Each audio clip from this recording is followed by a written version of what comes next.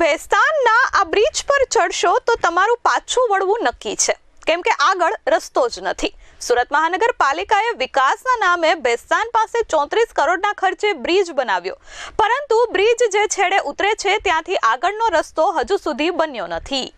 સુરત મહાનગરપાલિકા દ્વારા વિકાસના નામે ભેસ્તાન પાસે 34 કરોડ રૂપિયાના ખર્ચે એક નવો બ્રિજ તૈયાર કરવામાં આવ્યો છે અને આ બ્રિજ તૈયાર થઈ ગયો તેના દ્રશ્યો તમે ટીવી સ્ક્રીન પર જોઈ શકો છો.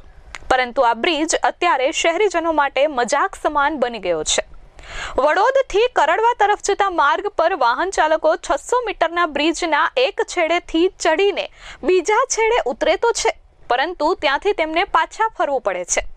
આ પાછળનું મુખ્ય કારણ એવું છે કે તંત્ર દ્વારા તૈયાર કરાયેલા બ્રિજનું ઉદ્ઘાટન તો કરી દેવાયું, પરંતુ બ્રિજની સામે રેલવે લાઇન ક્રોસ કરતો કનેક્ટિંગ બ્રિજ હજુ સુધી બન્યો જ નથી, જેના કારણે વાહન ચાલકો 600 મીટર બ્રિજ ક્રોસ કર્યા પછી અટવાઈ જાય છે. રેલવે ટ્રેક પાર કરવાની કોઈ વ્યવસ્થા ન હોવાથી આ બ્રિજ હાલ માત્ર શોભાના ગાંઠિયા જેવો સાબિત થઈ રહ્યો છે. જો આ રેલવે બ્રિજ સમયસર બની ગયો હોત તો વેસુને નેશનલ હાઈવે નંબર 48 સાથે સીધું જોડાણ મળ્યું હોત.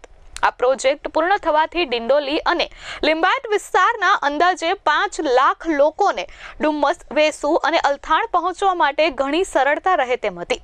પરંતુ કમનસીબી એ છે કે સિદ્ધાર્થનગર રેલવે બ્રિજનું કામ હજુ પણ 56% જેટલું અધૂરું છે. તંત્રની આ ધીમી ગતિના કારણે લાખો લોકોની સુવિધા અત્યારે હવામાં લટકી રહી છે, પરંતુ જે બ્રિજમાં અત્યારે શહેરીજનો પસાર થાય છે તેને ફરીને યુટર્ન જ લેવો પડે છે.